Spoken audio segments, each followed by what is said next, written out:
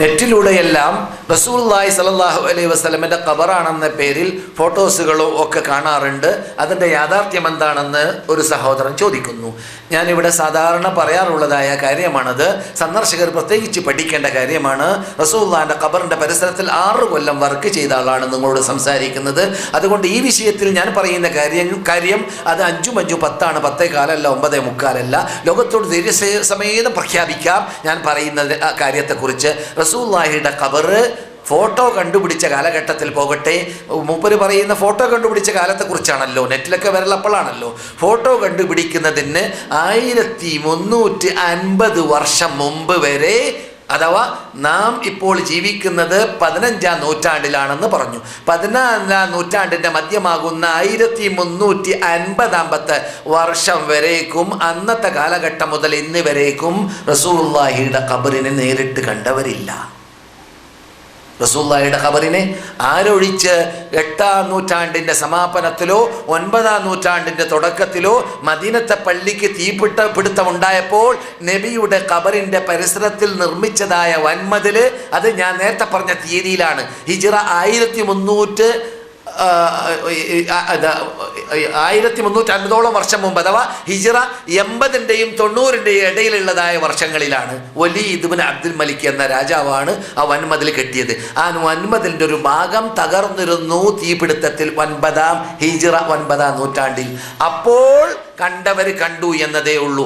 ആ കണ്ടവർ കുറിക്കുന്നതും എന്താണ്?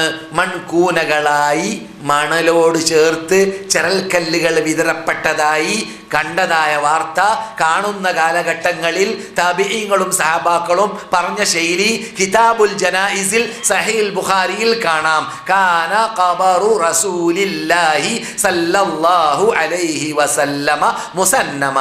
നബിയുടെ ഖബറിനെ പ്രകടമായി കാണുന്ന കാലഘട്ടത്തിൽ അല്പം മൺകൂന, മണൽ ചേർത്തതായി ചരൽക്കല്ലുകൾ ഞാൻ 41 കൊല്ലം മുമ്പ് സൗദി അറേബ്യയിലേക്ക് കടന്നു വരുമ്പോൾ മക്ക ഹറമിൻ്റെ പരിസരത്തിലും മദീന ഹറമിൻ്റെ അകത്തും ചരൽക്കല്ലുകൾ വിതരപ്പെട്ടതായ ഭൂമിയാണ്. തുർക്കികളുടെ പള്ളി മാത്രമാണ് പള്ളി, അതിനപ്പുറമുള്ള സ്ഥലങ്ങളൊക്കെ ചരൽക്കല്ലുകളാണ്. അതുകൊണ്ട് തന്നെ ചൂട് കാലഘട്ടങ്ങളിൽ ഞങ്ങൾ വിരിക്കാതെ മദീനത്തെ പള്ളി നമസ്കരിക്കാൻ സാധിച്ചിരുന്നില്ല, ആജിമാർക്കും ആർക്കായിരുന്നാലും.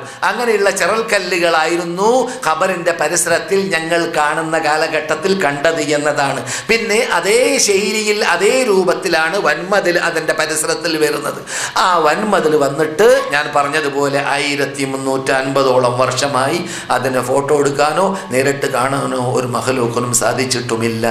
അള്ളാഹു അങ്ങനെ സംരക്ഷിക്കാൻ തീരുമാനിച്ചതാണ്. ലോകത്തിൽ അറിവില്ലാത്തവരുടെ കാലഘട്ടം വരുമ്പോൾ നേതാക്കളുടെ ഖബറുകളെ കൊണ്ട് പന്താടുന്ന കാര്യം അള്ളാഹ്ക്കറിയാം. അതുകൊണ്ട് ആ പന്താടലിൽ എൻ്റെ ഖബറിനെ നീ പെടുത്തരുതേ എന്ന് റസൂൽ മരിക്കുന്നതിന് 3 ദിവസം മുമ്പ് ഏകദേശം മിമ്പറിൻ്റെ മീതെ കയറിയിട്ട് പ്രാർത്ഥിച്ച പ്രാർത്ഥനയിലുണ്ട്, അല്ലാഹുമ്മ ലാ തജഅൽ ഖബരി വതനൻ യുഅബദ്, ആരാധിക്കപ്പെടുന്ന ബിംബമാക്കിയിട്ട് എൻ്റെ ഖബറിനെ നീ മാറ്റരുതേ രക്ഷിതാവേ. അങ്ങനെ പ്രാർത്ഥിച്ച പ്രാർത്ഥന ഫലമായിരിക്കാം അല്ലാഹു സുബ്ഹാനഹു വ തആല ഭദ്രതയോട് കൂടി ഒരു കെട്ട്, അഥവാ ആയിഷയുടെ ആയിഷയുടെ അറ, ആ അറയുടെ മതിൽ കഴിഞ്ഞാൽ പിന്നെ ഈ വൻമതിൽ 5 കോണുള്ള വൻമതിൽ, അതിൻ്റെ പൊക്കം ഇപ്പോൾ കാണുന്ന 8-ാം നൂറ്റാണ്ടിൽ ഖാലഊനു സാലിഹിയ നിർമ്മിച്ചതായ ആ ഖുബ്ബയുടെ വളവ് വരേക്കും ഈ വൻമതിലിൻ്റെ പൊക്കമുണ്ട്.